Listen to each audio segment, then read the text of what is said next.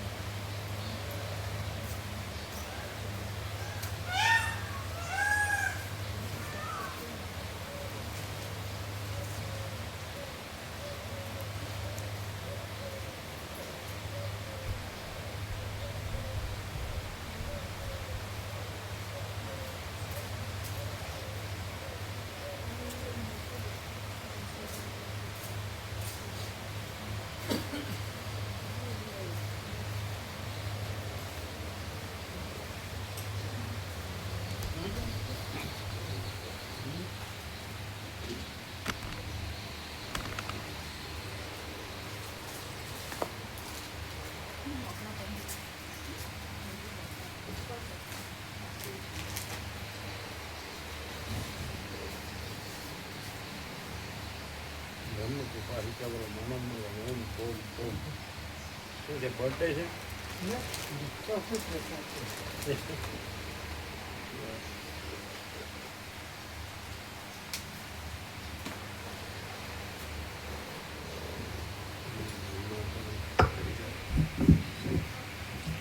ઓમ બરાબર હવે બરાબર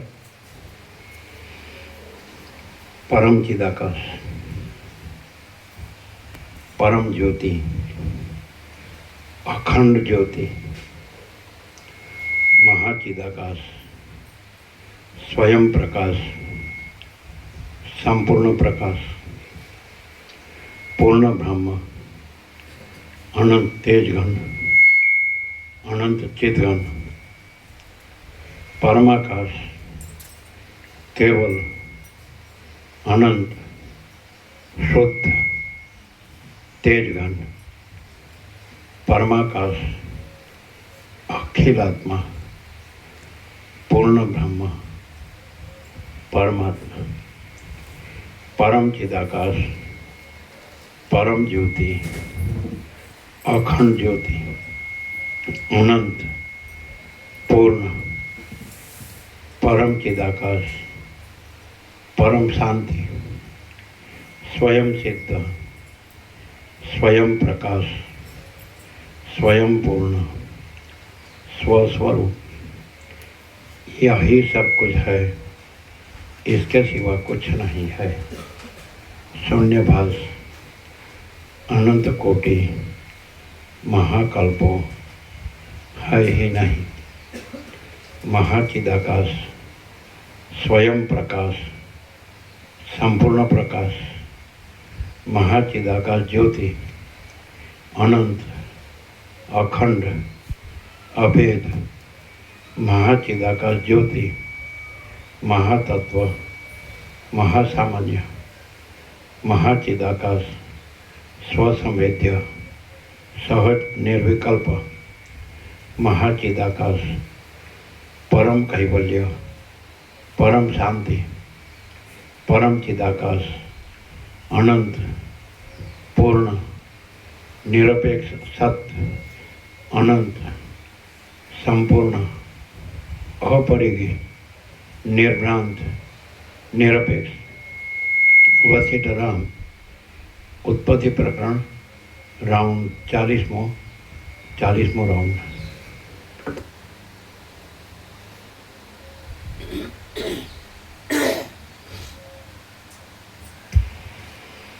आद्य परब्रह्म सदगुरु देव की जय।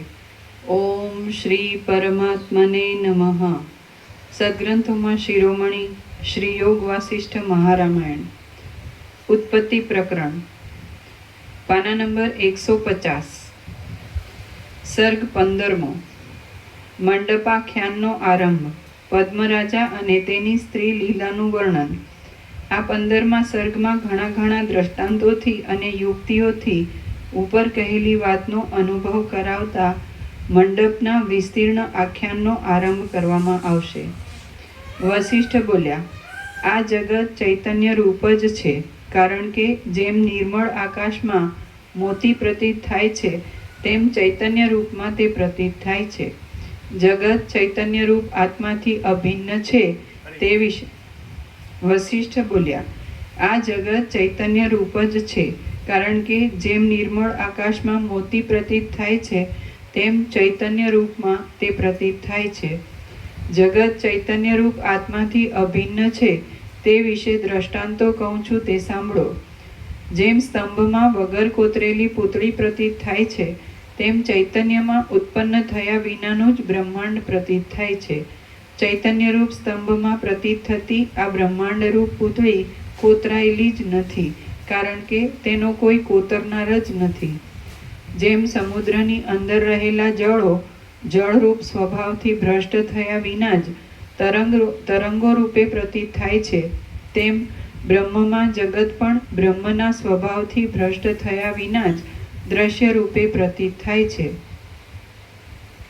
જેમ પરમાણુની પાસે પર્વતો સ્થૂળ છે તેમ જગતની પાસે જાળિયામાં આવેલા સૂર્યના કિરણોની અંદર દેખાતા ત્રસરેણુઓ પણ સ્થૂળ છે।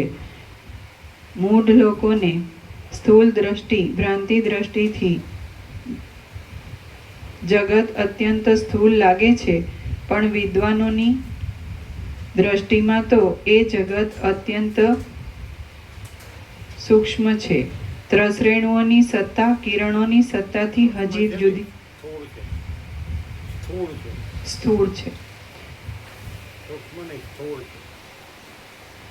જેમ પ્રકાશથી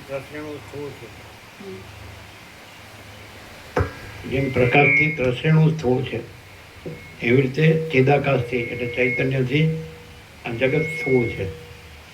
જે રીતે આકાશથી વરાળ સ્થૂળ છે, વરાળથી જળ સ્થૂળ છે, જળથી બરફ સ્થૂળ છે જ, પણ પેલો આભાસ છે, આભાસ નથી ને આકાશ છે, એમાં ચિદાકાશનો આભાસ છે। તો ચિદાકાશ છે એનાથી જીવ સ્થૂળ છે, જીવ કરતાં મન સ્થૂળ છે, મન કરતાં દેહ સ્થૂળ છે। એવી રીતે ચિદાકાશથી માયાકાશ સ્થૂળ છે, માયાકાશથી ચિત્તાકાશ સ્થૂળ છે, ચિત્તાકાશથી ભૂતાકાશ સ્થૂળ છે। એવી રીતે સમજાય? પણ બીજો બધો આભાસ છે, એકચ્યુઅલી ચિદાકાશ છે અને માયાકાશ ચિત્તાકાશ ભૂતાકાશ આભાસ માત્ર છે, કાંઈ નથી। એટલે જ્યાં સુધી ભ્રમ હોય, આભાસ ભ્રમ હોય ત્યાં સુધી જગત દેખાય, પછી આ પૂર્ણ બોધ થઈ જાય, પૂર્ણ પ્રબુદ્ધ થઈ જાય જાગ્રત, એટલે પછી ચિદાકાશ જ છે। પછી અહમનું જગત દ્રષ્ટાદર્શ્ય જીવ જગત આ કશું છે જ નહીં, આભાસ આકાર વિકાર કશું નહીં, ચિદાકાશ જ છે આ બધું। સૂક્ષ્મ નહીં, જગત સૂક્ષ્મ નહીં, સ્થૂળ છે।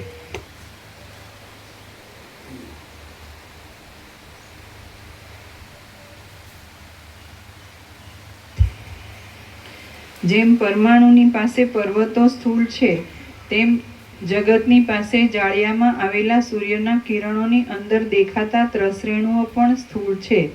મૂઢ લોકોને જગત અત્યંત સ્થૂળ લાગે છે, પણ વિદ્વાનોની દ્રષ્ટિમાં તો સૂક્ષ્મ પેલા શબ્દ હતો હા પણ હવે સ્થૂળ આવ્યું ને, અજ્ઞાનીને જગત સ્થૂળ. પણ વિદ્વાનોની દ્રષ્ટિમાં તો એ જગત અત્યંત સ્થૂળ છે. ત્રસરેણુઓની સત્તા કિરણોની સત્તાથી હજી જુદી જણાય છે. મૂઢ લોકોને જગત અત્યંત સ્થૂળ લાગે છે, પણ વિદ્વાનોની દ્રષ્ટિમાં તો એ જગત અત્યંત સ્થૂળ છે. ત્રસરેણુઓની સત્તા કિરણોની સત્તાથી હજી જુદી જણાય છે, પણ જગતની સત્તા તો બ્રહ્મની સત્તાથી જુદી અનુભવમાં આવતી જ નથી. ત્રસરેણુઓની સત્તા કિરણોની સત્તાથી હજી જુદી જણાય છે, પણ જગતની સત્તા તો બ્રહ્મની સત્તાથી જુદી અનુભવમાં આવતી જ નથી. બ્રહ્મમાં આ પૃથ્વી આદિ જગત પ્રતીત થાય છે, તો પણ સ્વપ્નના અને સંકલ્પના જગતની પેઠે તે સાચાપણાવાળું છે જ નહીં. બ્રહ્મમાં આ પૃથ્વી આદિ જગત પ્રતીત થાય છે, તો પણ સ્વપ્નના અને સંકલ્પના જગતની પેઠે તે સાચાપણાવાળું છે જ નહીં. જેમ નિર્જળ દેશની નદીમાં જળનો સંભવ નથી, તેમ ચિદાકાશરૂપ આ જગતમાં ભિન્ન આકારનો કદી પણ સંભવ નથી. જેમ નિર્જળ દેશની નદીમાં જળનો સંભવ નથી, તેમ ચિદાકાશરૂપ આ જગતમાં ભિન્ન આકારનો કદી પણ સંભવ નથી. આ જગત ભિન્ન આકારથી રહિત છે અને સ્વપ્નના નગર જેવું છે. જેમ નિર્જળ દેશમાં નદી ભ્રાંતિ રૂપે દેખાય છે, તેમ તેમાં પણ દ્રશ્યતા ભ્રાંતિ રૂપે પ્રતીત થાય છે. બ્રહ્મરૂપ ત્રાજવાના એક પલ્લામાં સ્વપ્નને જેમ નિર્જળ દેશમાં નદી ભ્રાંતિ રૂપે દેખાય છે, તેમ તેમાં પણ દ્રશ્યતા ભ્રાંતિ રૂપે પ્રતીત થાય છે. બ્રહ્મરૂપ ત્રાજવાના એક પલ્લામાં સ્વપ્નને અને બીજા પલ્લામાં જગતને મૂકવામાં આવે અને કોઈ વિચક્ષણ પુરુષ દાંડીના મધ્યનો ઝીણો સૂયો બરાબર મધ્યબિંદુમાં રહે એવી રીતે જોખી જુએ, તો જગત સ્વપ્નની પેઠે જ ભિન્ન આકારથી રહિત થઈને બ્રહ્મરૂપ થઈ જાય છે. અવિચાર જ જગતને ભિન્ન દેખાડનાર છે. તેને છોડી દેવામાં આવે તો જગત શબ્દના અર્થમાં અને બ્રહ્મ શબ્દના અર્થમાં ભિન્નતા છે જ નહીં. જગત દ્રશ્યતાથી રહિત છે અને ચૈતન્ય માત્ર જ ચિદાકાશમાં સાક્ષીરૂપ સૂર્યનો પ્રક્ષેપ જગતનો ભાસ થયા કરે છે. જગત દ્રશ્યતાથી રહિત છે અને ચૈતન્ય માત્ર જ ચિદાકાશમાં સાક્ષીરૂપ સૂર્યનો પ્રક્ષેપ જગતનો ભાસ થયા કરે છે. જેમ વાદળાની પાસે સંકલ્પનું વાદળું સૂક્ષ્મ છે, તેમ ચૈતન્યની પાસે જગત સૂક્ષ્મ છે. જેમ સ્વપ્નનું અને સંકલ્પનું જગત જાગ્રતના જગતનું ઉપમાન રૂપ, જેમ વાદળાની પાસે સંકલ્પનું વાદળું સૂક્ષ્મ છે, તેમ ચૈતન્યની પાસે જગત સૂક્ષ્મ છે, સ્થૂળ છે.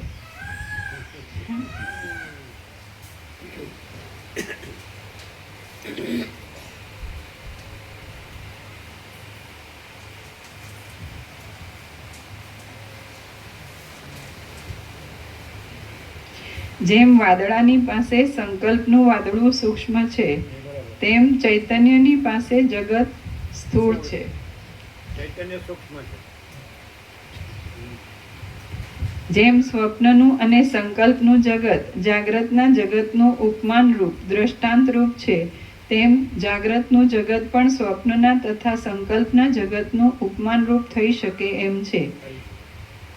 જેમ સ્વપ્નનું અને સંકલ્પનું જગત જાગ્રતના જગતનું ઉપમાન રૂપ દ્રષ્ટાંત રૂપ છે, તેમ જાગ્રતનું જગત પણ સ્વપ્નના તથા સંકલ્પના જગતનું ઉપમાન રૂપ થઈ શકે એમ છે.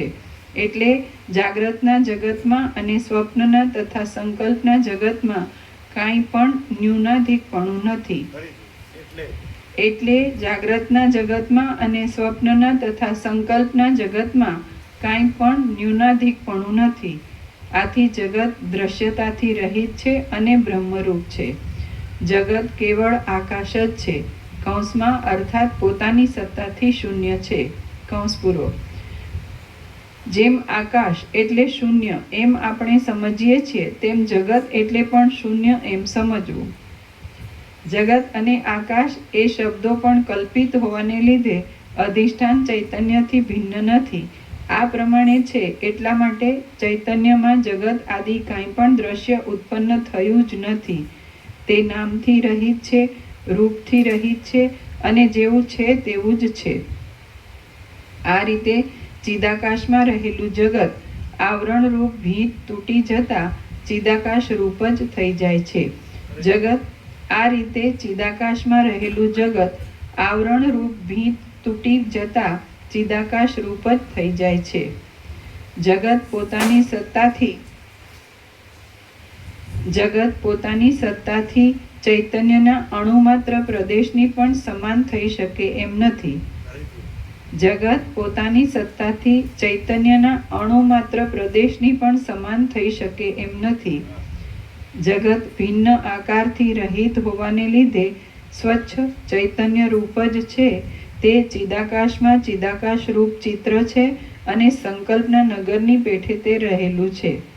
આ વિષયમાં શ્રવણના ભૂષણ રૂપ એવું આ મંડપનું આખ્યાન હું તમને કહું છું, તે તમે સાંભળો. એ સાંભળવાથી આ વિષય નિસંદેહ રીતે તમારા મનમાં ઠસી જશે. રામ બોલ્યા, હે બ્રહ્મન, સદબોધની વૃદ્ધિને માટે કેટલીક સંબંધવાળી છતાં અનુપયોગી એવી વાતોનો સંક્ષેપ કરીને તમે તુરત મને મંડપનું આખ્યાન સંપૂર્ણ કહો, એટલે મારા બોધની વૃદ્ધિ થાય. વશિષ્ઠ બોલ્યા, આ પૃથ્વીની પીઠમાં કુળની કીર્તિ વધારનારો, પ્રૌઢ સામર્થ્યવાળો, લક્ષ્મીવાળો, ઘણા પુત્રોવાળો અને વિવેકવાળો પદ્મ નામનો એક રાજા હતો. એ રાજા મર્યાદાનું પાલન કરવામાં સમુદ્રરૂપ હતો. શત્રુઓ રૂપી અંધકારને દૂર કરવામાં સૂર્યરૂપ હતો. સ્ત્રીરૂપી કુમુદિનીને વિકસાવવામાં ચંદ્રરૂપ હતો અને દોષોરૂપી ખડને બાળવામાં અગ્નિરૂપ હતો.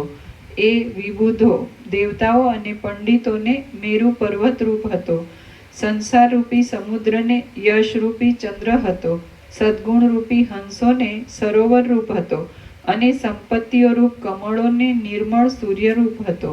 તે સંગ્રામમાં શત્રુઓરૂપી લતાઓને પવનરૂપ હતો. શત્રુના મનરૂપી માતંગોને સિંહરૂપ હતો. સમસ્ત વિદ્યાઓનો વલ્લભરૂપ હતો અને સર્વ આશ્ચર્યકારી ગુણોની ખાણરૂપ હતો.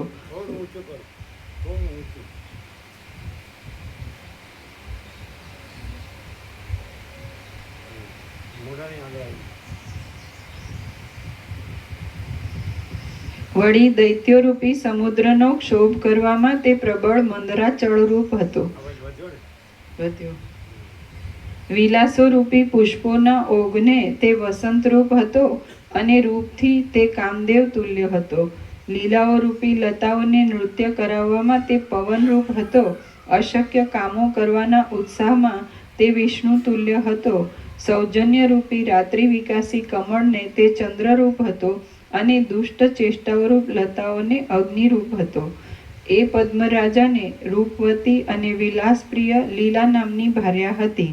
એ લીલા સઘળા સૌભાગ્યોથી યુક્ત હતી અને પૃથ્વીમાં જાણે બીજી લક્ષ્મીજી અવતરેલી હતી. તે લીલા પતિની તથા સંબંધીઓની સેવા કરવામાં વિચક્ષણ હતી. વિલાસને લીધે મધુર બોલવાની ટેવવાળી હતી. આનંદપૂર્વક મંદ મંદ ચાલનારી હતી અને તેનું મંદ હાસ્ય બીજા ચંદ્રના ઉદય જેવું શોભતું હતું. તેનું ઉજ્જવલ મુખકમળ કેશરૂપી ભ્રમરોથી મનોહર લાગતું હતું. તે નિર્મળ અંગોવાળી હતી અને કર્ણિકા, કાનનું આભરણ અને ડોડીથી સુશોભિત હતી. આથી તે જાણે જંગમ કમલીની હોય તેમ શોભતી હતી. પોતે પ્રૌઢ વિલાસોના સમૂહોને પ્રફુલ્લિત કરનારી, કૌંસમાં રસથી ભરેલી કૂંપણિયા જેવા હાથવાળી અને પુષ્પોની શોભાવાળી હોવાને લીધે જાણે ડોલરના ફૂલોના સમૂહોને પ્રફુલ્લિત કરનારી, કૌંસ પૂરો, મકરંદથી ભરેલી કૂંપળિયાવાળી અને પુષ્પોની શોભાવાળી દેહધારિણી વસંતની લક્ષ્મી હોય એવી લાગતી હતી. સ્વચ્છ શરીરવાળી, પવિત્ર, સ્પર્શ માત્રથી પણ આનંદ આપનારી અને હંસની ગતિવાળી હોવાને લીધે તે જાણે દેહ ધરીને પૃથ્વીમાં આવેલા ગંગાજી હોય એમ લાગતી હતી.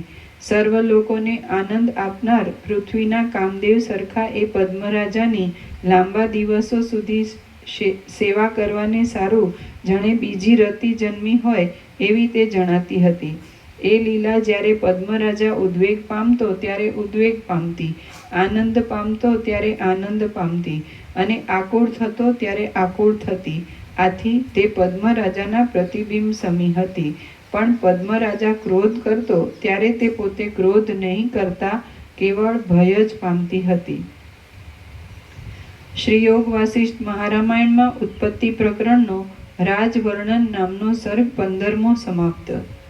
સર્ગ 16મો. લીલા રાણીની તપશ્ચર્યા અને સરસ્વતીનું પ્રસન્ન થવું. આ 16મા સર્ગમાં કામ ભોગોથી અતૃપ્તિ અને તેમાં પરિણામે થતું અપાર દુઃખ દેવતાઓથી પણ ટાળી શકાય એમ નથી એ કહેવામાં આવશે. વસિષ્ઠ બોલ્યા, એ પદ્મરાજાને લીલા વિના બીજી કોઈ પણ રાણી ન હતી. એ પદ્મરાજાએ ભૂતલ પરની અપ્સરા સમાન પોતાની સ્ત્રી લીલા સાથે સ્વાભાવિક પ્રેમ રસથી રમણ કર્યું. તેની સાથે તેણે બગીચાઓની નિકુંજોમાં, તમાલ વનોમાં અને પુષ્પોના મંડપોથી તથા રમણીય લતાઓથી ઘેરાયેલા ઘરોમાં રમણ કર્યું. વળી તે પુષ્પમય અંતઃપુરની શૈયાઓમાં, પુષ્પોભરી ગલીઓમાં, વસંત કુંજોના હિંડોળાઓમાં અને ક્રીડા કરવાના નાના તળાવોમાં રમ્યો.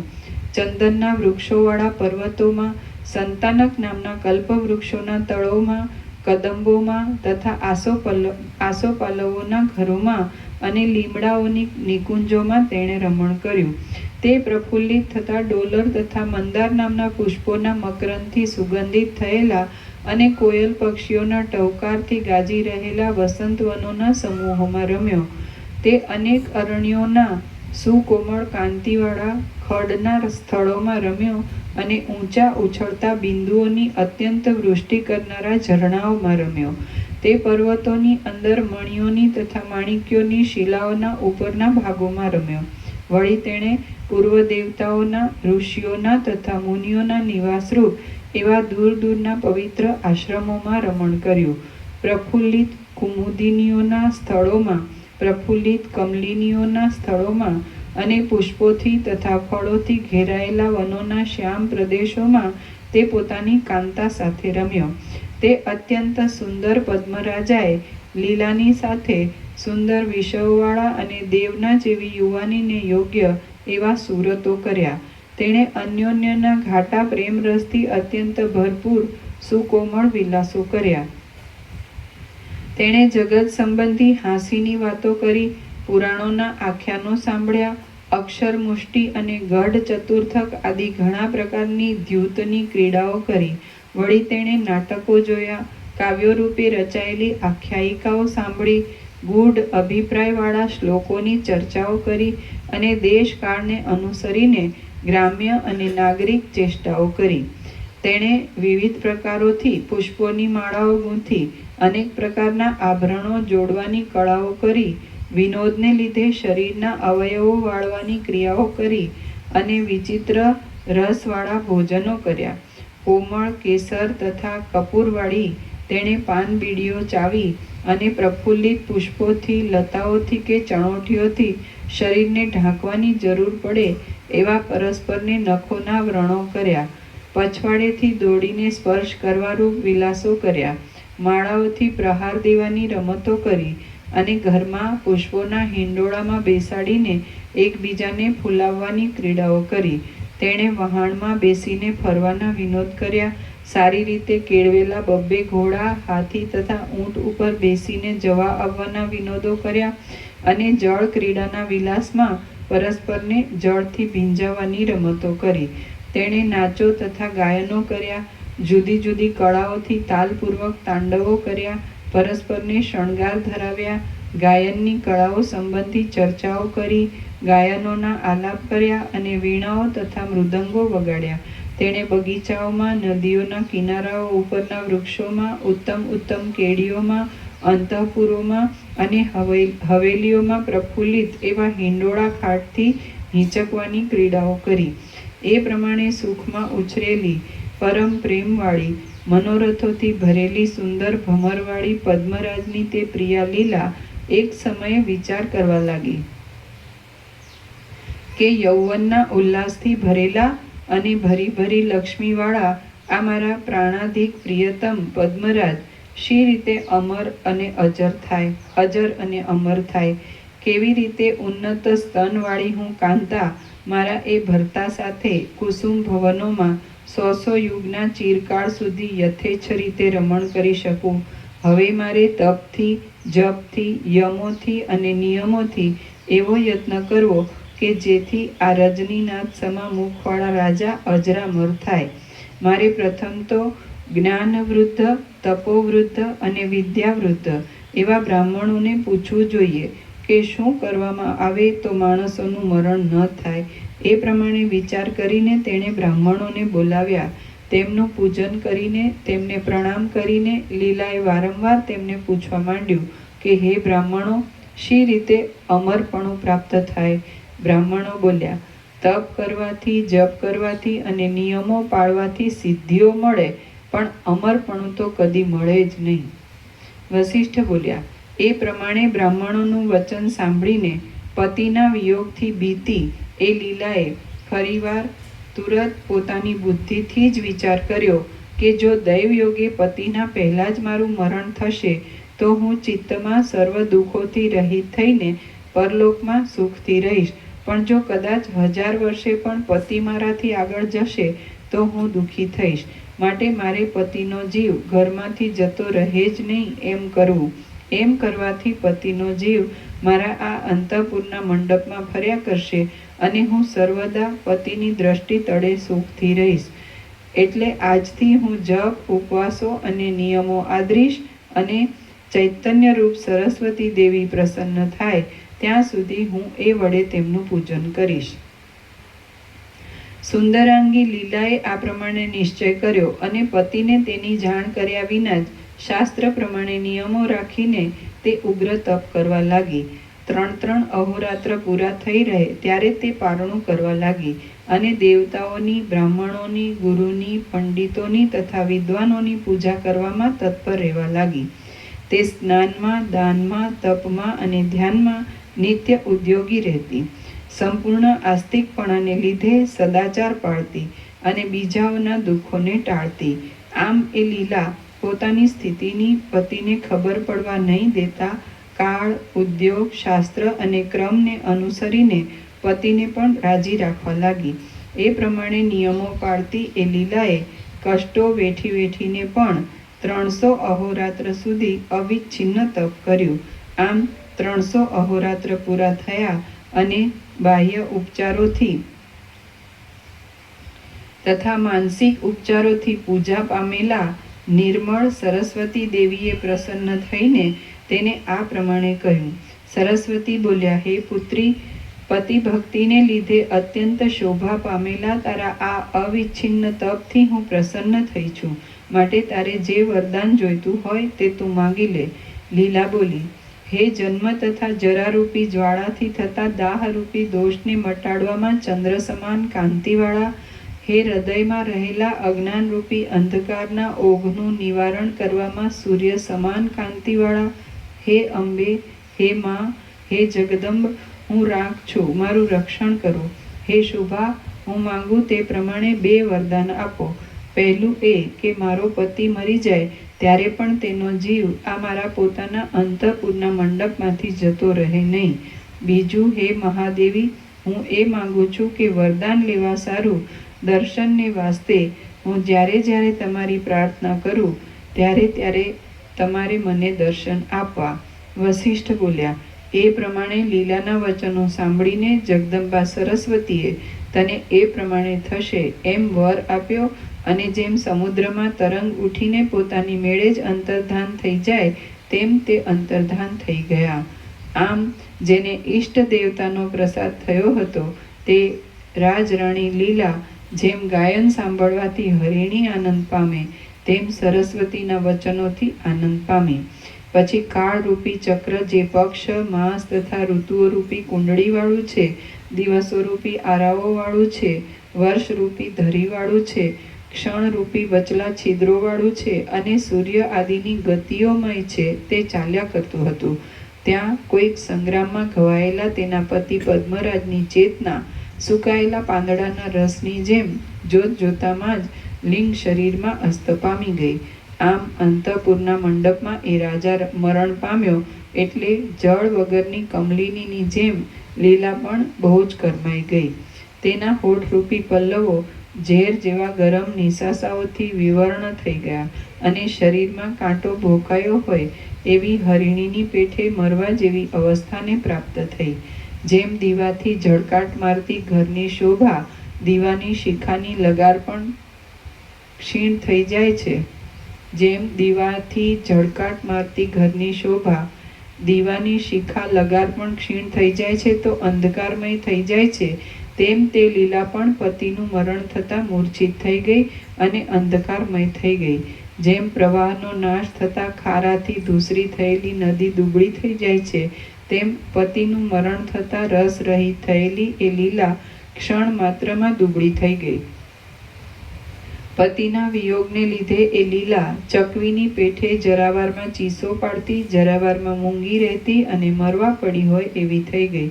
પછી જળનો ધરો સુકાઈ જવાથી અત્યંત વિહવળ થયેલી માછલી ઉપર જેમ પહેલી મેઘવૃષ્ટિ દયા કરે છે, તેમ પતિના મરણથી અત્યંત વિહવળ થયેલી તે લીલા ઉપર ચૈતન્યમાં જ પ્રકટ થયેલા દયાળુ સરસ્વતીએ દયા કરી. કૌંસમાં સરસ્વતીએ લીલાનું આશ્વાસન કરીને તેને આગળ પ્રમાણે કહ્યું. શ્રી યોગ વાસિષ્ઠ મહારામાયણમાં ઉત્પત્તિ પ્રકરણમાં મંડપાખ્યાન સંબંધનો રાગની પરિવેદન નામનો સર્ગ 16મો સમાપ્ત. સર્ગ 17મો. મંડપાખ્યાન નવીન અને પ્રાચીન સૃષ્ટિ મનોવિલાસ માત્ર છે. આ 17મા સર્ગમાં નવીન અને પ્રાચીન એ બંને સૃષ્ટિઓ મનના વિલાસ માત્ર છે એમ નિરૂપણ કરવામાં આવશે. સરસ્વતી બોલ્યા, હે પુત્રી, આ શબરૂપ તારા ભર્તાને તું પુષ્પોના સમૂહમાં ઢાંકીને રાખી મૂક. પછી તું એ ભર્તાને પ્રાપ્ત થઈશ. પુષ્પો કરમાશે નહીં અને આમ શરીર પણ બગડશે નહીં. થોડા સમયમાં પાછો એ તારો પતિ જીવતો થશે. આકાશની પેઠે નિર્મળતાવાળો એનો જીવ આ તારા અંતઃપુરમાં મંડપમાંથી તુરત નીકળી જશે નહીં. વસિષ્ઠ બોલ્યા, એ પ્રમાણે સરસ્વતીના વચનો સાંભળીને એ લીલાને ધીરજ આવી.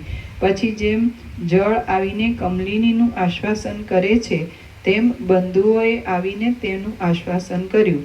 હવે ભ્રમરોની પંક્તિ જેવા નેત્રોવાળી એ લીલાએ પતિના શરીરને પુષ્પોના સમૂહમાં ત્યાં જ ઢાંકી રાખી મૂક્યું.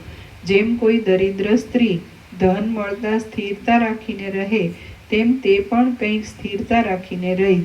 એ જ દિવસે અર્ધરાત્રિના સમયમાં સઘળા પરિજનો નિદ્રાથી અત્યંત ઊંઘી ગયા.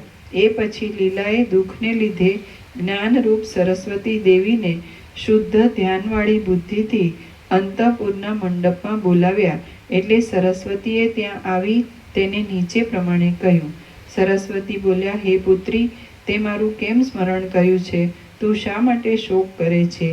જેમ ઝાંઝવાના પાણી મિથ્યા હોવા છતાંય પ્રતીત થાય છે, તેમ સંસારની ભ્રાંતિઓ પણ મિથ્યા હોવા છતાં પ્રતીત થાય છે. જેમ ઝાંઝવાના પાણી મિથ્યા હોવા છતાંય પ્રતીત થાય છે, તેમ સંસારની ભ્રાંતિઓ પણ મિથ્યા હોવા છતાં પ્રતીત થાય છે. લીલા બોલી, મારો પતિ હમણાં ક્યાં રહ્યો છે? તે શું કરે છે? કેવો છે? તમે મને એની પાસે તેડી જાઓ. હું પતિ વિના એકલી જીવી શકીશ નહીં. સરસ્વતી બોલ્યા, હે સુંદરમુખી, એક વાસનામય ચિત્તાકાશ છે, બીજું શુદ્ધ ચિદાકાશ છે અને ત્રીજું આ વ્યાવહારિક આકાશ ભૂતાકાશ છે. પહેલાની અને ત્રીજાની સંધિમાં જે ચિદાકાશ છે તે બંનેથી રહિત છે. હમણાં તારો પતિ જેમાં છે તે સ્થાન આદિ એ ચિદાકાશના ગર્ભરૂપ જ છે. આથી તે સ્થાન આદિ ચિદાકાશથી જુદું નથી. છતાં એ ચિદાકાશનું એકાગ્રપણે ચિંતન કરવામાં આવે તો તે સ્થાન આદિ તુરત અહીં દેખવામાં અને અનુભવવામાં આવે એમ છે.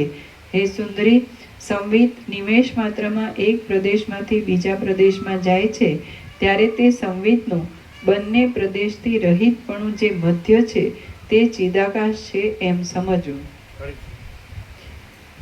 સંવિત નિમેષ માત્રમાં એક પ્રદેશમાંથી બીજા પ્રદેશમાં જાય છે ત્યારે તે સંવિતનું બંને પ્રદેશથી રહિતપણું જે મધ્ય છે તે ચિદાકાશ છે એમ સમજવું. તું સઘળા સંકલ્પોને છોડી દઈને એ ચિદાકાશમાં વિશ્રામ કરીશ તો એ સર્વાત્મક પદ હોવાથી તેમાં તને તારા પતિના સ્થાન આદિની અવશ્ય પ્રાપ્તિ થશે. હે સુંદરી, જો કે જગતનો અત્યંત બાદ થાય ત્યારે જ એ પદ મળે છે અને બીજી રીતે એ મળે એમ નથી, તો પણ મારા વરદાનના પ્રભાવથી તને એ પદની તુરત પ્રાપ્તિ થશે. વસિષ્ઠ બોલ્યા, એટલા વચનો કહીને સરસ્વતી દેવી તુરત પોતાના સ્થાનમાં ગયા અને તેમના વરદાનના પ્રભાવને લીધે લીલાને તો રમતવાતમાં નિર્વિકલ્પ સમાધિની પ્રાપ્તિ થઈ. પલકવારમાં લીલાએ સમાધિને લીધે અંતઃકરણરૂપ દ્રઢ પિંજરાવાળા સ્થૂળ દેહને છોડી દીધો, કૌંસમાં દેહના અભિમાનને છોડી દીધું, અને જેમ પંખીણી પોતાના માળાને છોડી દઈને આકાશમાં સ્થિતિ કરે તેમ તેણે ચિદાકાશમાં સ્થિતિ કરી. આમ ચિદાકાશમાં સ્થિતિ પામેલી તે લીલાએ તે ઘરના આકાશમાં જ ઘણા રાજાઓથી ખીચોખીચ ભરેલી સભામાં પોતાના પતિ પદ્મરાજાને, કૌંસમાં પદ્મરાજાના બીજા અવતારરૂપ વિદુરથ રાજાને, કૌંસ પૂરો, બેઠેલો દીઠો. એ રાજા સિંહાસન ઉપર બેઠો હતો અને લોકો જય જય તથા ચિરંજીવ ચિરંજીવ એવા શબ્દોથી તેની સ્તુતિ કરતા હતા. તે પોતાની પાસે આવેલા ખંડપતિઓના તથા સૈન્યોના કાર્યોનો નિર્ણય કરવાના કાર્યમાં લાગ્યો હતો. તે પતાકાઓના મંડળોથી વ્યાપ્ત થયેલી રાજધાનીના મુખ્ય મહેલમાં બેઠો હતો. એ મંદિરના પૂર્વદ્વારમાં અસંખ્ય મુનિઓ તથા બ્રહ્મર્ષિઓ બેઠા હતા. ત્યાં દક્ષિણ દ્વારમાં અસંખ્ય મોટા મોટા રાજાઓ બેઠા હતા અને પશ્ચિમ દ્વારમાં અસંખ્ય લલનાઓ બેઠી હતી. ત્યાં ઉત્તર દ્વારમાં અસંખ્ય રથોની, હાથીઓની તથા ઘોડાઓની ભીડ જામી હતી. એ રાજા કોઈ એક સેવકના વચનથી દક્ષિણ દેશ સંબંધી યુદ્ધના પ્રસંગનો નિર્ણય કરતો હતો. ત્યાં પૂર્વ દેશમાં જે મર્યાદાઓ સ્થાપવાની હતી તે સંબંધી ગોઠવણ તેની પાસે બેઠેલો કર્ણાટક દેશનો રાજા કરતો હતો, અને ત્યાં સઘળા મ્લેચ્છોવાળા ઉત્તર દેશને વશ કરવાનું કામ ત્યાં સોરઠનો રાજા કરતો હતો. સઘળા પશ્ચિમના રાજ્યોની તથા તંગણ નામના દેશની માલદેશનો રાજા તેની આજ્ઞાથી વ્યવસ્થા કરતો હતો. એ ચક્રવર્તી રાજાને દક્ષિણ સમુદ્રના કિનારાથી આવેલો લંકાનો દૂત ત્યાંની વાતોથી વિનોદ કરાવતો હતો. પૂર્વ સમુદ્રના કિનારાથી આવેલો મહેન્દ્રાચળનો રહેવાસી કોઈ સિદ્ધ ત્યાં આકાશગંગાની વાતો સંભળાવતો હતો, અને ઉત્તર સમુદ્રના કિનારાથી આવેલો દૂત ત્યાં યક્ષોની વાત સંભળાવતો હતો. વળી પશ્ચિમ સમુદ્રના કિનારાને જોઈને આવેલો દૂત ત્યાં સૂર્યના અસ્તનો પ્રકાર સંભળાવતો હતો. ત્યાં રાજદ્વારના સઘળા ભાગો હારદોર ઉભેલા અસંખ્ય રાજાઓની કાંતિઓથી વ્યાપ્ત થઈ ગયા હતા. ત્યાં યજ્ઞોના સ્થાનકોમાં મંત્રો ભણતા બ્રાહ્મણોના શબ્દોથી તુર્ય નામના વાજાઓના શબ્દો દબાઈ જતા હતા, અને બંદીજનોનો પ્રબળ કોલાહલ સાંભળીને જંગલી હાથીઓ સામા શબ્દો કરતા હતા. ત્યાં ગાયનમાં બજાવવામાં આવતા વાજિંત્રોના શબ્દોથી આકાશનો ગર્ભ ગાજી રહ્યો હતો, અને હાથીઓએ, ઘોડાઓએ તથા રથોએ ઉડાડેલી રજથી આકાશમાં વાદળાઓના જેવો પ્રૌઢ આડંબર મચી રહ્યો હતો. પુષ્પોની, કપૂરની તથા ધૂપોની પ્રૌઢ સુગંધ તે પર્વત જેવા મહેલોમાં ફેલાઈ રહી હતી, અને સઘળા દેશોમાંથી તે વસ્તુઓ મંગાવીને રાજ્યના ભંડારને ભરપૂર રાખનારા સેવક લોકો ત્યાં અનેક પ્રકારના શાસનો લખતા હતા. તે રાજાનો યશ કપૂર, પાણી વિનાનું વાદળું, શ્વેત વસ્ત્ર અને શ્વેતગીરી જેવો હતો. આકાશ અને પૃથ્વીના એક સ્તંભરૂપ પોતાના પ્રતાપ વડે તેણે સૂર્યનો પણ પરાજય કર્યો હતો. ત્યાં સામંત રાજાઓ પ્રબળ આરંભવાળા મોટા મોટા કામોમાં વ્યગ્ર થઈ રહ્યા હતા, અને મોટા મોટા કારીગર લોકો અનેક પ્રકારના નગરના બાંધકામો કરવામાં તત્પર થઈ રહ્યા હતા. પ્રૌઢ આડંબરવાળી અને વાસનામય એવી તે લીલા રાણી જેમ ઝાકળ આકાશમાં પ્રાપ્ત થાય તેમ વાસનામય એવી તે ઉપર જણાવેલી સભામાં પ્રાપ્ત થઈ. જેમ પુરુષો સંકલ્પ માત્રથી રચાયેલી સ્ત્રીને દેખે નહીં, તેમ સભાસદોએ પોતાની આગળ ફરતી તે લીલા રાણીને જોઈ નહીં. જેમ એકના સંકલ્પથી રચાયેલી નગરીને બીજાઓ જોઈ શકતા નથી, તેમ સભાસદોએ પોતાની આગળ સંચરતી તે લીલાને જોઈ નહીં. જાણે રાજાની સાથે એક નગરમાંથી બીજા નગરમાં આવેલા હોય એવા આગળના જ પોતાના સઘળા રાજકીય પુરુષોને ત્યાં લીલાએ સભામાં બેઠેલા દીઠા. ત્યાં જેવા પોતાના દેશમાં હતા તેવા જ અને તેવી જ રીતભાતવાળા તેના તે પુત્રોને, તેની તે પુત્રવધુઓને, તેના તે મંત્રીઓને, તેના તે રાજાઓને, તેના તે પંડિતોને, તેના તે હાસ્યરસ ઉપજાવનારાઓને અને તેના તે સેવકોએ લીલાએ દીઠા. વળી તેણે ત્યાં બીજા કેટલાયક નવા પંડિતોને, નવા સંબંધીઓને, નવા વ્યવહારોને અને નવા નગરજનોને પણ દીઠા. ત્યાં તેણે દિવસના મધ્યાહ્ન કાળમાં દિશાઓને ઘાટા દાવાનળથી વ્યાપ્ત થયેલી દીઠી અને અંતરિક્ષને ચંદ્ર, સૂર્ય, મેઘના શબ્દો, પવનના સુસવાટા, પર્વતો, નદીઓ, વૃક્ષો, નગરો, મોટા નગરો, અનેક પ્રકારના નગરોની પેઠે રચાયેલા જંગલો તેમજ ગામડાથી ભર્યું દીઠું. આગળની જરાથી રહિત થઈને 16 વર્ષની અવસ્થાને પ્રાપ્ત થયેલા રાજાને સઘળા આગળના સભાસદ આદિને અને સઘળા આગળના ગામના રહેવાસીઓને જોઈને લીલા વિચારમાં પડી ગઈ કે જૂના નગરના રહેવાસીઓ સઘળા મરી ગયા હશે કે શું? એટલામાં તો સરસ્વતીના પ્રસાદથી સમાધિમાંથી વ્યુત્થાન થયું. એટલે લીલા ક્ષણ માત્રમાં આગળના અંતઃપુરમાં આવી. ત્યાં તેણે અર્ધરાત્રે ઊંઘી ગયેલા તે માણસોને તેમના તેમ જ દીઠા. પછી લીલાએ નિદ્રાથી ઘેરાયેલી સખીઓને ઉઠાડીને કહ્યું કે અહીં દુઃખથી બહુ પીડાઉં છું, એટલા માટે મને સભામાં લઈ જાઓ. હું મારા પતિના સિંહાસનની પાસે ઊભી રહું અને ત્યાં અનેક સભાસદોને જોઉં તો જ જીવતી રહું, નહીં તો જીવીશ નહીં. એ પ્રમાણે લીલાએ આજ્ઞા કરી. એટલે રાજકીય પરિવાર અનુક્રમે નિદ્રામાંથી જાગ્યો અને જાગીને પોતપોતાના કાર્યો કરવામાં પરોવાયો. જેમ સૂર્યના કિરણો પૃથ્વીમાં વ્યવહારો ચલાવવા સારું જાય છે, તેમ અનેક છડીદારો, નગરજનો અને સભાસદોને બોલાવવા ગયા. જેમ શરદ ઋતુના દિવસો વર્ષા ઋતુના વાદળાથી મલિન થયેલા આકાશને સાફ કરે છે, તેમ સેવક લોકોએ ઘણી ઉતાવળથી સભાની ભૂમિને સાફ કરી નાખી. આંગણામાં કરવામાં આવેલા અને અંધકારરૂપી જળને પી જનારા દીવાઓ જાણે આશ્ચર્ય જોવાને માટે આકાશમાંથી નક્ષત્રો આવ્યા હોય તેમ શોભવા લાગ્યા. જેમ વૃષ્ટિનો પ્રથમ સમય પ્રલયમાં સુકાઈ ગયેલા સમુદ્રોને જળથી ભરપૂર કરી દે છે, તેમ આવવા લાગેલા લોકોએ પોતાના સમૂહોથી સભાના પ્રદેશોને ભરપૂર કરી દીધા. જેમ ત્રૈલોક્ય ફરીવાર ઉત્પન્ન થતા લોકપાલો પોતપોતાની દિશાઓમાં આવે છે, તેમ સારા સ્વભાવવાળા મંત્રીઓ અને સામંતો સભામાં પોતપોતાના સ્થાનકો પર આવ્યા. વેરેલા કપૂરની પેઠે ઘાટી હિમની કણીઓથી શીતળતાવાળા અને પ્રફુલ્લિત પુષ્પોમાંથી નીકળતી સુગંધથી પુષ્ટ થયેલા વાયુઓ ત્યાં વાવા લાગ્યા. જેમ સુગ્રીવને માટે ઋષ્યમુખ પર્વતની સમીપમાં રહેનારા તેના પિતા સૂર્યના તાપથી તપી ગયેલા વાદળાઓ આસપાસના પર્વતો ઉપર સ્થિતિ કરે, તેમ ધોળા વસ્ત્રોવાળા દ્વારપાળો સભાના આસપાસના પ્રદેશોમાં ઊભા રહ્યા. જેમ તીવ્ર પવનને લીધે સ્થાનકોમાંથી ભ્રષ્ટ થઈને તારાઓના સમૂહો ખરે, તેમ પોતાની કાંતિથી અંધકારોના સમૂહોને પીનારા પુષ્પોના સમૂહો પણ પૃથ્વી પર પડવા લાગ્યા. જેમ પ્રફુલ્લિત કમળોથી વ્યાપ્ત થયેલા સરોવરોને હંસો પોતાનાથી ભરપૂર કરી મૂકે, તેમ રાજાના અનુચરોએ એ સભાને ભરપૂર કરી મૂકી.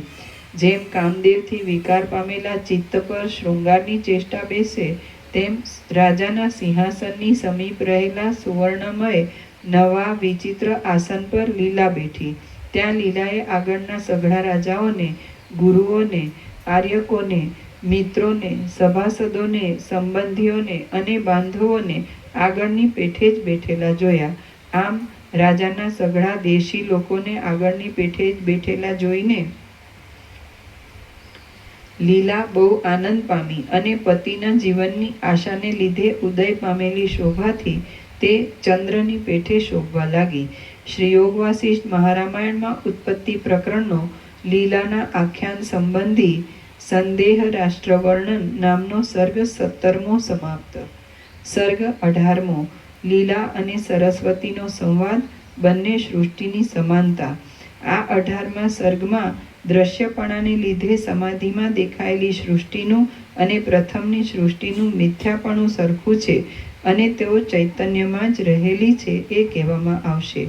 વસિષ્ઠ બોલ્યા, મારું ચિત્ત અત્યંત દુઃખદાયી થઈ પડ્યું છે. તેને હું સભામાં આવવા આદિ ઉપાયોથી આશ્વાસિત કરું છું. એમ રાજાઓને અંગોની ચેષ્ટાઓ ઉપરથી સમજાવીને લીલા સભામાંથી ઉઠી.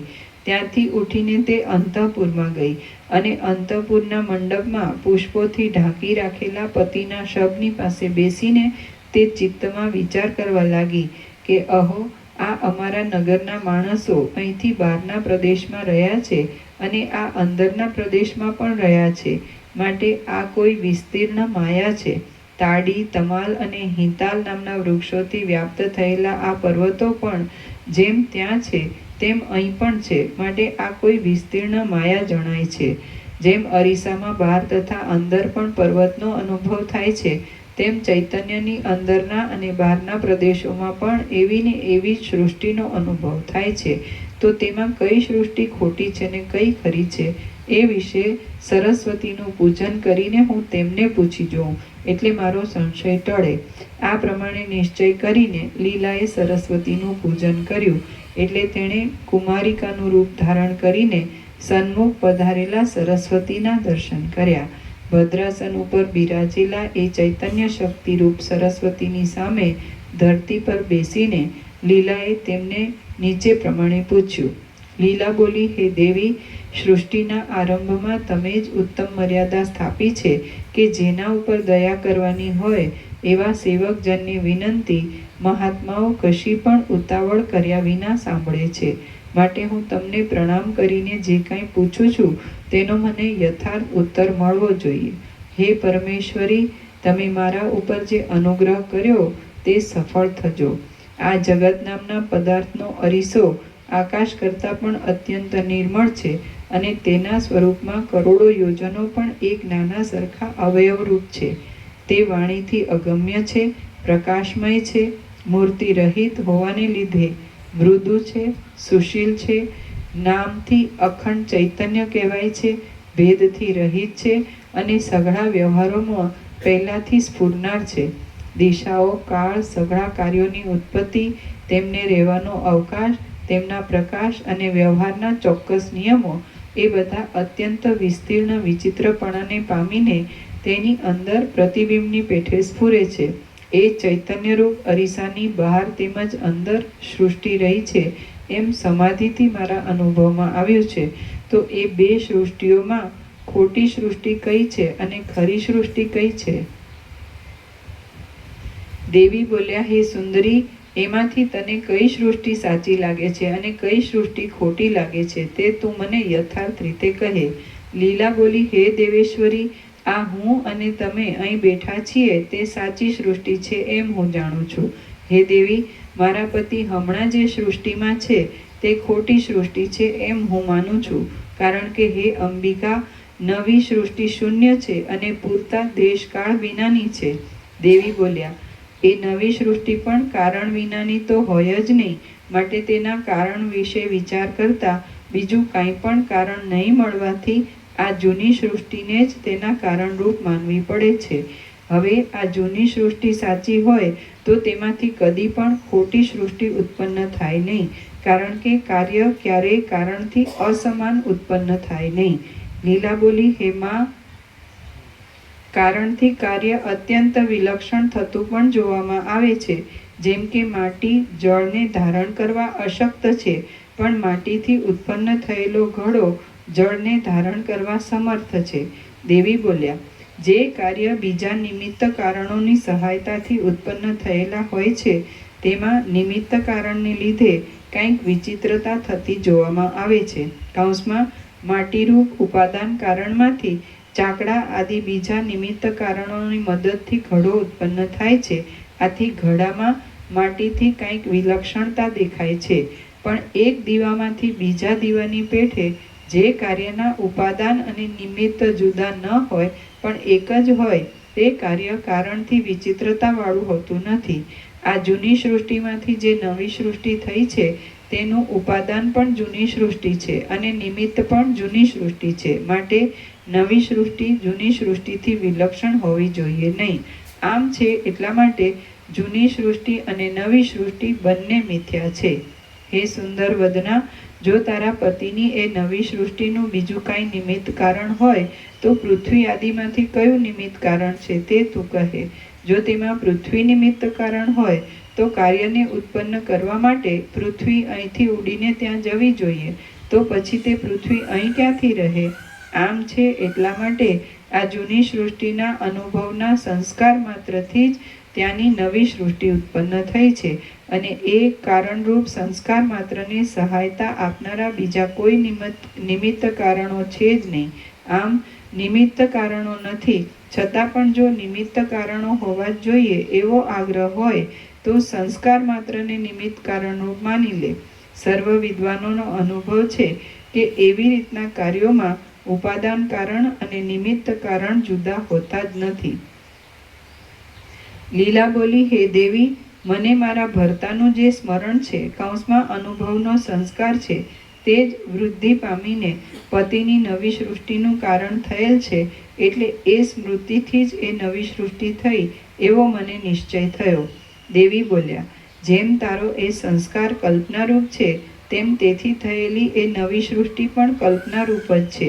પછી જેમ એ નવી સૃષ્ટિ કલ્પનારૂપ છે તેમ આ જૂની સૃષ્ટિ પણ કલ્પનારૂપ જ છે, કારણ કે એ પણ અહીં પૂર્વની સૃષ્ટિના સંસ્કારથી થયેલ છે. લીલા બોલી, મારા પતિની નવી સૃષ્ટિ કલ્પનારૂપ જ થઈ છે તો એ દ્રષ્ટાંતથી આ સૃષ્ટિને પણ હું કલ્પનારૂપ જ માનું છું. દેવી બોલ્યા, હે પુત્રી, હવે તને જે નિશ્ચય થયો તે સાચો છે. જેમ તારા પતિની નવી સૃષ્ટિ ખોટી છતાં પણ તે પદાર્થોથી શોભતી હતી તેમ આ સૃષ્ટિ પણ ખોટી છતાં જ તે પદાર્થોથી શોભે છે. આ વાત હું અનુભવ સિદ્ધ કહું છું. લીલા બોલી, આ સૃષ્ટિના સંસ્કારમાંથી મારા પતિની ભ્રમરૂપ અને પદાર્થો વગરની નવી સૃષ્ટિ શી રીતે થઈ તે મને કહો, એટલે જગત વિશેની ભ્રાંતિ ટળી જાય. દેવી બોલ્યા, સ્વપ્નની પેઠે ભ્રાંતિ સ્વરૂપ આ સૃષ્ટિ જે રીતે પૂર્વ સૃષ્ટિના સંસ્કારથી થઈ છે તે હું તને કહું છું, તું તે સાંભળ. એથી તને નવી સૃષ્ટિનો પ્રકાર પણ સમજાઈ જશે. ચિદાકાશમાં કોઈ એક સંસારરૂપી મંડપ છે અને તે કાચના કટકાના જેવી શ્યામતાવાળા આકાશથી ઢંકાયેલો છે. તેમાં મેરુ પર્વતરૂપી થાંભલો છે અને તેમાં લોકપાલો રૂપ તથા તેમની સ્ત્રીઓ રૂપ પૂતળીઓ છે. તેમાં 14 ભુવનો રૂપ અંતર્ગૃહો છે. ત્રિભુવનના અંતરરૂપ 3 ખાડા છે અને સૂર્યરૂપી દીપક છે. એમાં ખૂણાઓમાં રહેલી પંચમહાભૂત રૂપ ઉધઈઓએ પર્વતો રૂપ માટીના ઉકરડા કરેલા છે. અનેક પુત્રોવાળો બ્રહ્મા નામનો બુઢો બ્રાહ્મણ એ મંડપમાં છે. એ મંડપ જીવોના સમૂહરૂપી કોશેટાઓથી ભરપૂર છે. ઉપરના આકાશના તળથી કાળાશવાળો લાગે છે અને આકાશમાં રહેનારા સિદ્ધોરૂપી મચ્છરોના ગણગણાટવાળો છે. તે વાદળારૂપી અંદરના ધુમાડાના પ્રબળ ઘેરાવાથી તેના ખૂણાઓ ઘેરાયેલા છે. તેમ ત્યાં વાયુના માર્ગોરૂપી મોટા વાંસો પર દેવતાઓરૂપી કીડાઓ રહ્યા છે. તે સૂર તથા અસુર આદિ દુષ્ટ બાળકોની રમતના કોલાહલથી ગાજી રહ્યો છે અને પૃથ્વી આદિ લોકોની અંદર રહેલા નગરો તથા ગામડાઓ રૂપ સર સામાનથી ભરપૂર છે. તે તળાવો, નદીઓ, સમુદ્રો તથા નાના તળાવો વગેરેના જળોથી છંટાયેલા છે અને પાતાળ, ભૂતળ તથા સ્વર્ગલોક રૂપ દરોથી ઝગઝગી રહ્યો છે. એ મંડપના પર્વતોના પથરાઓથી તથા માટીઓના ઢેફાઓથી ભરેલા કોઈ એક ઊંડાણવાળા ખૂણામાં એક ખાડા જેવું પહાડી ગામ છે. નદીઓથી, પર્વતોથી અને વનોથી ઢંકાયેલા એ ગામમાં સ્ત્રીવાળો, પુત્રવાળો, રોગરહિત, ગાય આદિ પશુઓની સંપત્તિને લીધે ઘણા દૂધવાળો, રાજાના ભયથી રહિત, સઘળા અતિથિઓને પૂજનારો અને ધર્મમાં તત્પર રહેનારો એક અગ્નિહોત્રી બ્રાહ્મણ રહેતો હતો. શ્રી યોગ વાસિષ્ઠ મહારામાયણમાં ઉત્પત્તિ પ્રકરણનો લીલાના આખ્યાન સંબંધી સકલ જગત ભ્રાંતિ પ્રતિપાદન નામનો સર્ગ 18મો સમાપ્ત. સર્ગ 19મો. વસિષ્ઠ નામના એક બ્રાહ્મણનું દ્રષ્ટાંત. આ 19મા સર્ગમાં વસિષ્ઠ બ્રાહ્મણ રાજાના દર્શનથી થયેલી રાજ્યની ઈચ્છાના દ્રઢ સંકલ્પને લીધે પદ્મરાજા રૂપે અવતર્યો હતો એ કથા કહેવાશે. દેવી બોલ્યા, એનું નામ વસિષ્ઠ હતું. તે ધનથી, વેશથી, અવસ્થાથી, કર્મથી, વિદ્યાથી, વૈભવથી તથા ચેષ્ટાથી વસિષ્ઠ જેવો જ હતો, પણ વસિષ્ઠના જેવો તે જીવન મુક્ત ન હતો. એને ચંદ્રમા જેવી રૂપમતી અરુંધતી નામની સ્ત્રી હતી, અને તે જાણે પૃથ્વીરૂપ આકાશમાં બીજી અરુંધતી હોય એવી હતી. એ બ્રાહ્મણી ધનથી, વેશથી, અવસ્થાથી, કર્મથી, વિદ્યાથી, વૈભવથી તથા ચેષ્ટાથી અરુંધતી જેવી જ હતી, પણ અરુંધતીના જેવી જીવન મુક્ત ન હતી. સ્વાભાવિક પ્રેમરસથી ભરેલી, વિલાસને લીધે મંદ મંદ ચાલનારી અને કુમુદ જેવા હાસ્યવાળી એ સ્ત્રીને તે વસિષ્ઠ બ્રાહ્મણ પોતાના સંસારના સર્વસ્વરૂપ માનતો હતો. એક દિવસ એ બ્રાહ્મણ પર્વતના સપાટ અને લીલા ઘાસવાળા શિખર ઉપર બેઠો હતો. એવામાં પૃથ્વીના નીચલા પ્રદેશ પર એક રાજા જતો હતો. તે તેના જોવામાં આવ્યો. એ રાજા પોતાના સઘળા પરિવારની સાથે મૃગયા કરવાની ઈચ્છાથી જતો હતો. એનું સૈન્ય જાણે મેરુ પર્વતને તોડી નાખવા ઈચ્છતું હોય તેમ ભારે કોલાહલ કરતું હતું.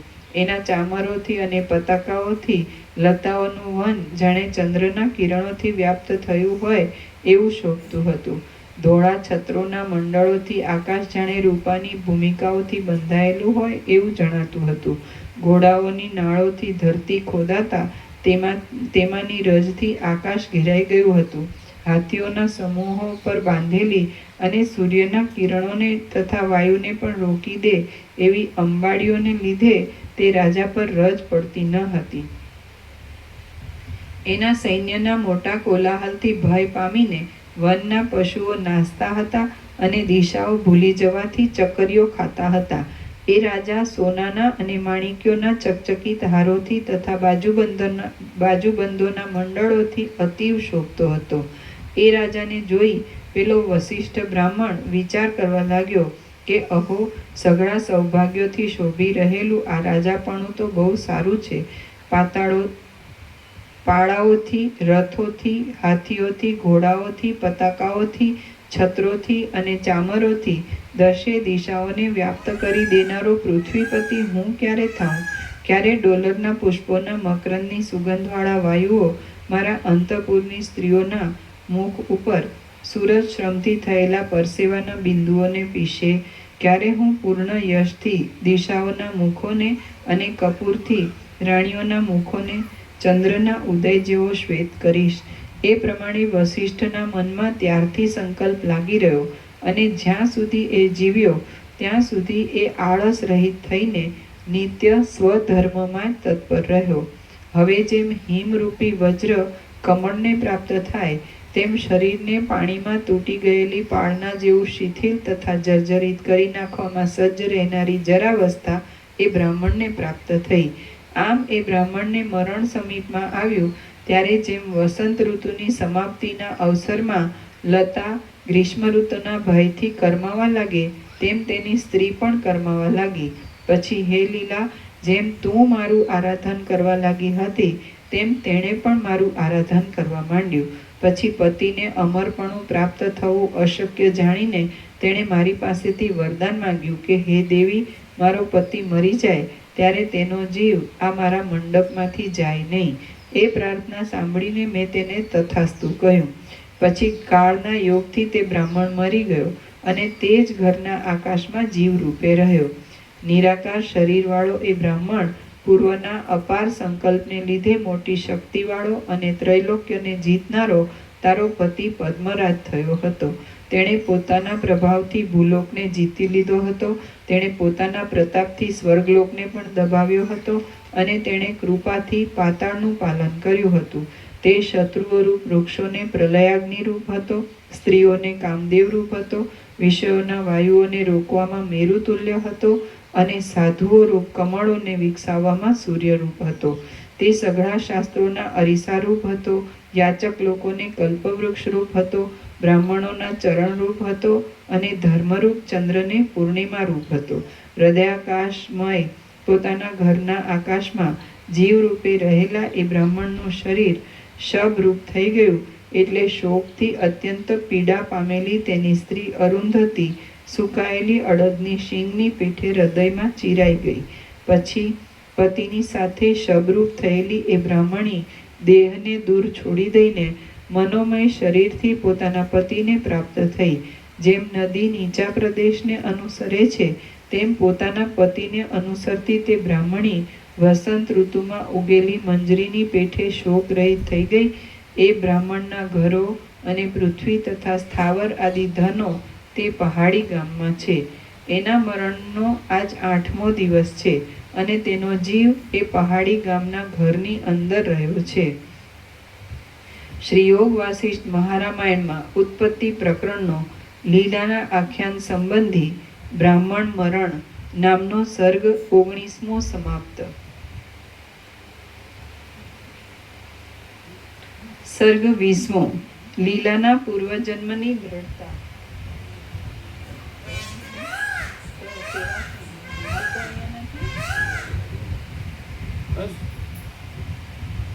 થઈ ગયો. 161 પાનું. 7:30 શરૂ કર્યું હતું કે 7:15? મોડું શરૂ કર્યું. કેટલા વાગ્યા? 7:15 કે 7:30? ના ના, 7:15. ત્યાં પેલામાં હશે ટાઈમ. બરોબર છે. એટલે મામા સેવા છે એમ કે છે મામા. ઓમ ઓમ ઓમ. પ્રસાદ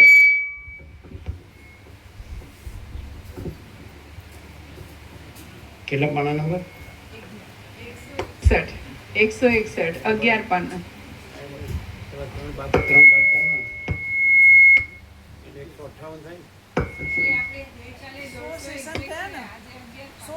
થાય.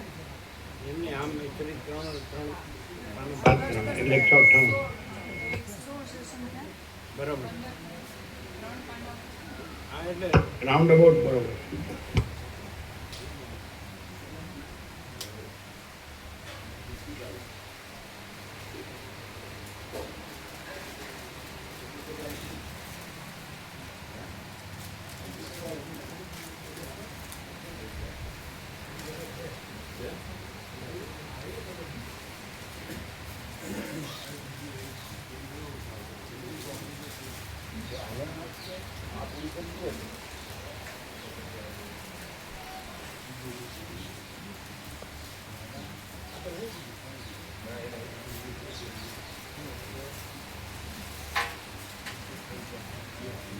આટલું જ છે. જે નવા આજે આવ્યા તમને નથી.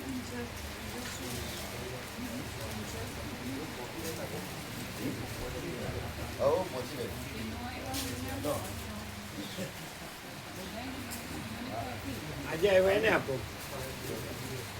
આજે આવ્યા એને આપો.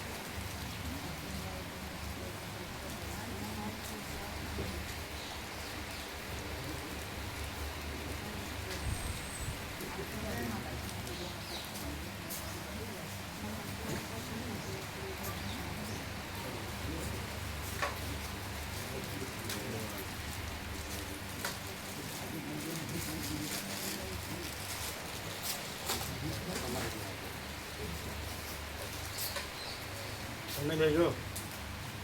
હવે તો આવી ગયું.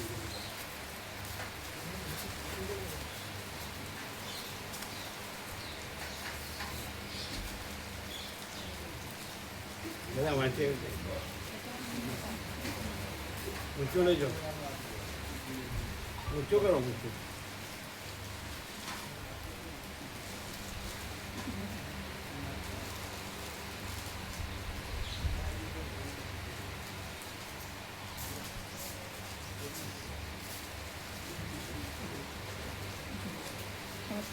બરોબર છે, બરોબર.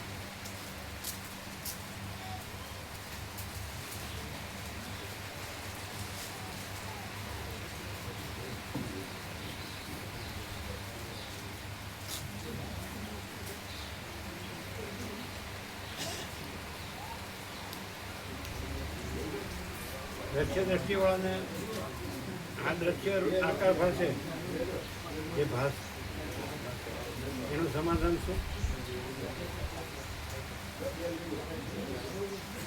આકાર ભાસે, દ્રશ્ય દ્રષ્ટિવાળાને આકાર ભાસે.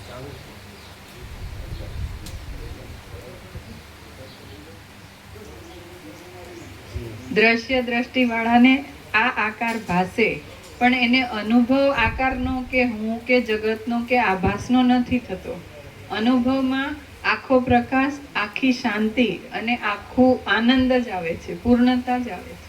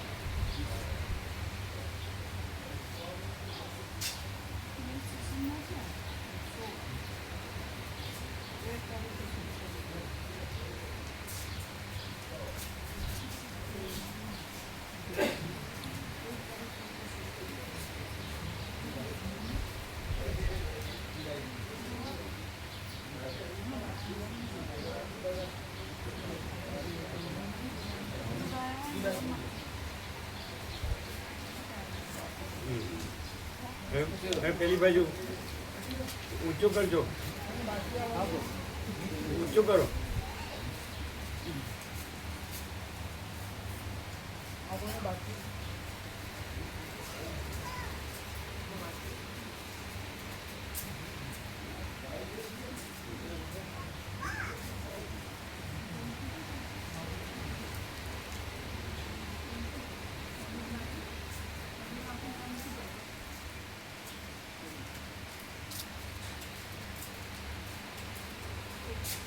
જેને બાકીઓને આપજો નિત્ય દર્શન, સુશીલ પ્રભુ નિત્ય દર્શન બધાને આપ્યું ને?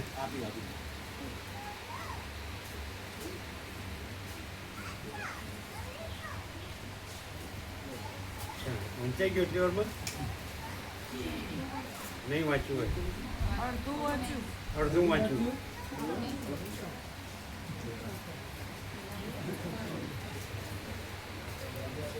કરાવું છું.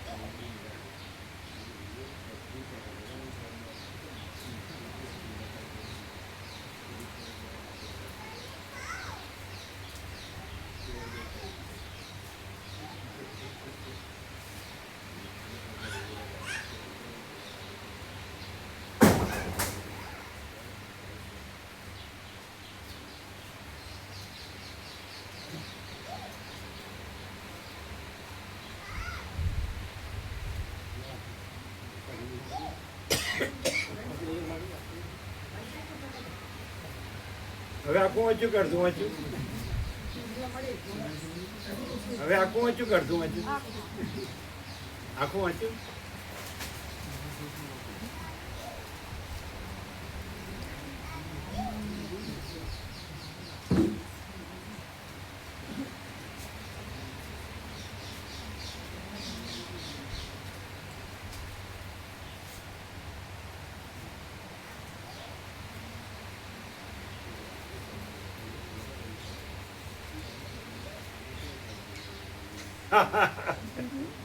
કેવા છે એક એક શું મા બાપ એક એક કેવા છે બોલો આનંદ બોલો બધા રેકોર્ડ બ્રેક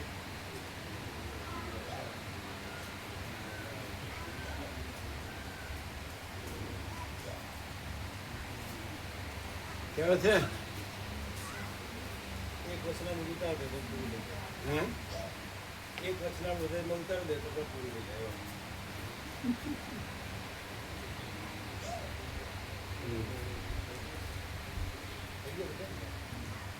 ચાર છે ને ચાર ચાર હે ભાઈ, ચાર. ચારે આવી જાય હા, ચાર હે. અચ્છા હમ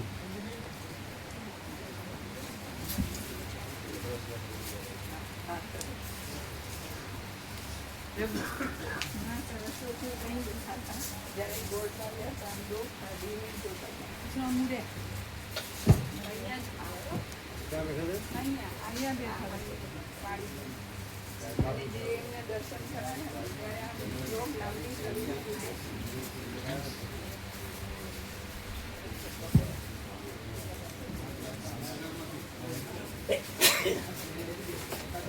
આ પાડી પર ગયા અહીંયા જ આ પાડી. તો પેલામાં કલ્પેશ લોકો યુએસ બેનરવાળામાં નીચે નીકળી ગયા. કલ્પેશ લોકો યુએસએ નીચે લખેલું હતું સ્ટીકરમાં અને એમાં તો લખેલું હતું પણ આમાં નહીં આવ્યું. નથી આવ્યું ના એ તો મોટા બોર્ડમાં નહીં આવ્યું. પહેલા સારું નહીં આવ્યું. કેમ ના આવ્યું વિદેશ લોકો ગોઠવવામાં જ જોડે.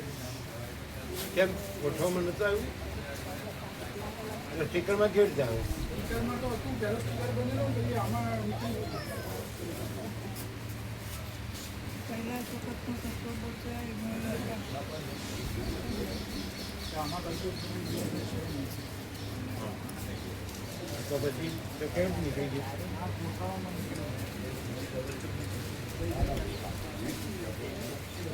જગ્યા ઓછી પડી જગ્યા ઓછી પડી તો કાઢી તો ના તો જો ફૂલમાં લીધું કાકા.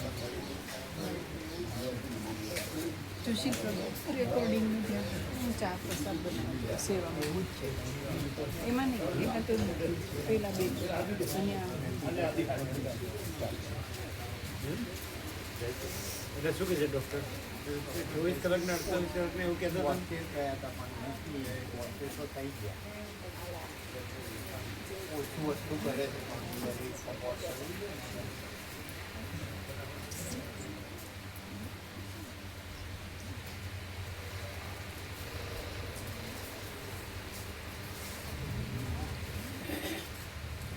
शाम को उसको दूध प्रसाद वगैरह दिया था सब भोजन प्रसाद उसको जो चाहिए वो दिया था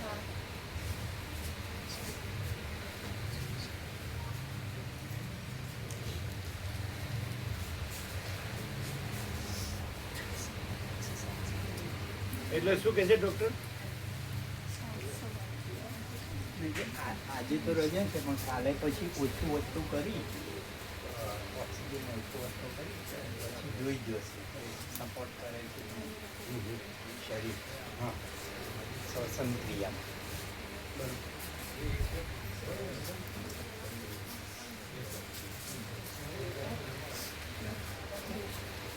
એમણે ઘેર દીજે વેન્ટિલેટર ઉપર हाँ 108 કામ वेंटिलेटर को ऑक्सीजन है વેન્ટિલેટર वेंटिलेटर ઓક્સિજન અને વેન્ટિલેટરમાં ફરક फर्क એવો वेंटिलेटर डायरेक्ट अंदर થી હૃદય ચાલુ રાખે અને ઓક્સિજન નાકેથી થોડો ઘટ કરે જાય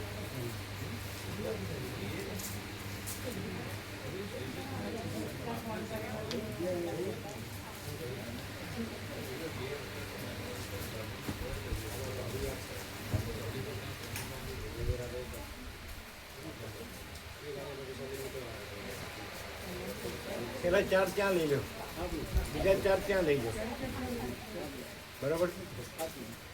બીજા 4 ત્યાં લઈ લો, બતાડીએ.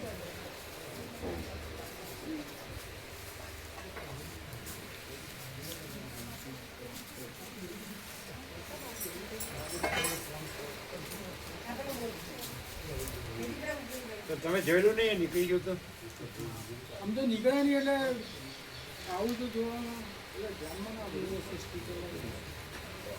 એને લઈને જ ગોઠવવાનું હોય એટલે જગ્યા ઓછી પડી. એટલે ઓછી એના ભૂલમાં રહી ગયું હશે.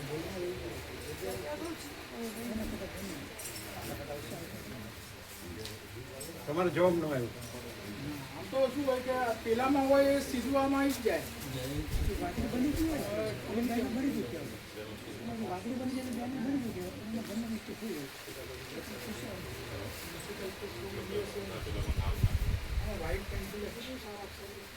હા ચાલે ચાલે. વ્હાઈટ પેન હશે ને?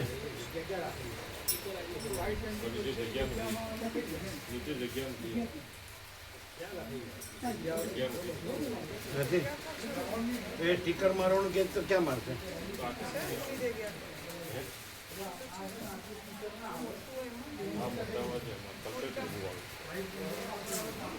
એમ નહીં, લખવાની જગ્યા ન હોય તો સ્ટીકર ક્યાં મારશે? નાના અક્ષરમાં જ આવીએ તો ફ્રન્ટની સાઈડ નાની કરીને બધા જ આવીએ. એટલે 5 નાના અક્ષરમાં બનાવી દેશે ને સ્ટીકર? ચાલુ લાગી જશે. આવી તો જગ્યા છે.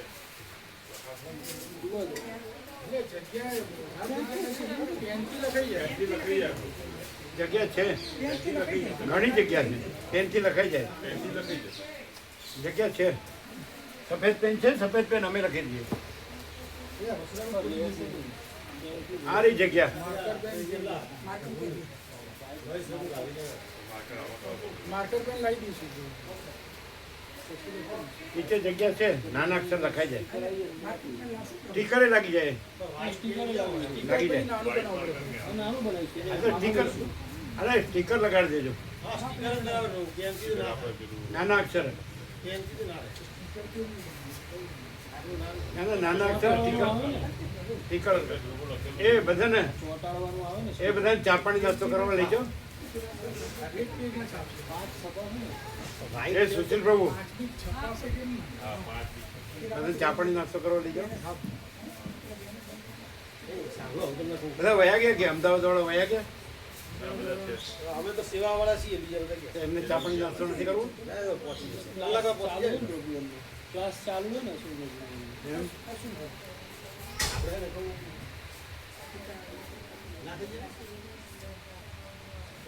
હાલો, નાના સ્ટીકર તો થઈ જશે.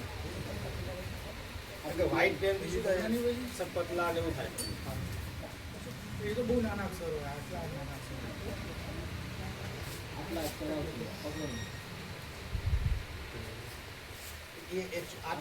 આવશે.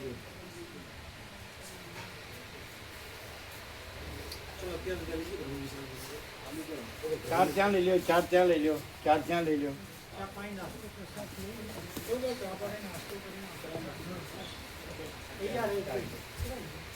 આ રીતે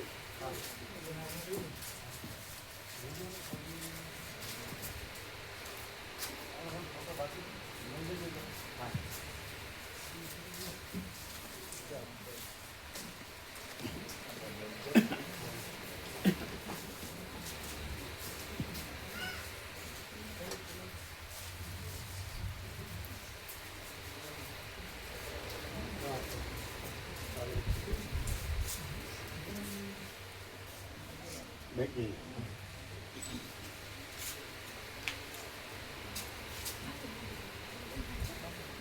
ઉભો રહ્યો. ફોકસ બતાડો, પહેલા બતાડો. ક્યાં છે? વચ્ચે? આ વચ્ચે વચ્ચે હમ.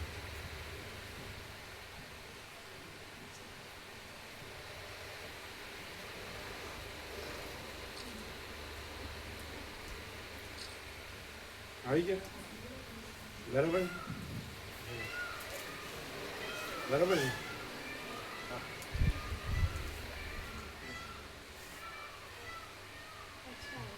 હે અમે તો શું? સદા બંધ હશે.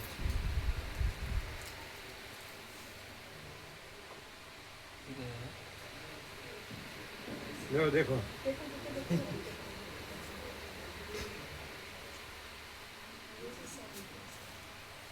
કામ નથી આડો અરે નહીં બંધ છે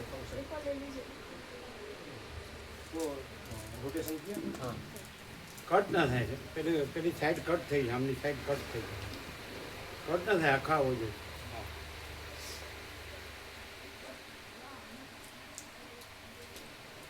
જોજે हाँ कर दिया रोटेशन करके दिखाओ प्लीज રોટેટ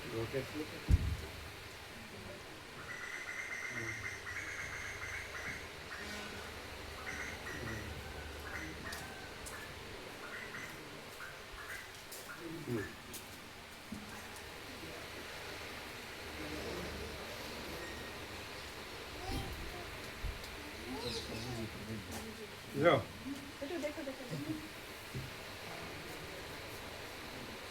पकड़ो ચાલો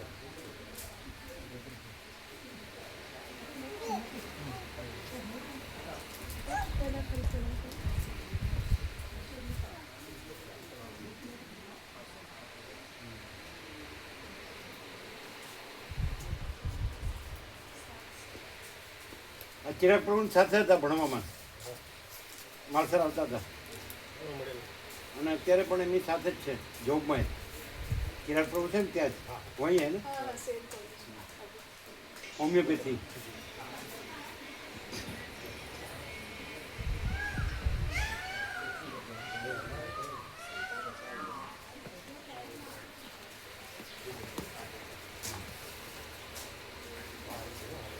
આપણે લોકો કરો તમે લોકો કરો, ચા પાણી નાખો. ચા પ્રસાદ માટે બોલાવો. આ બુક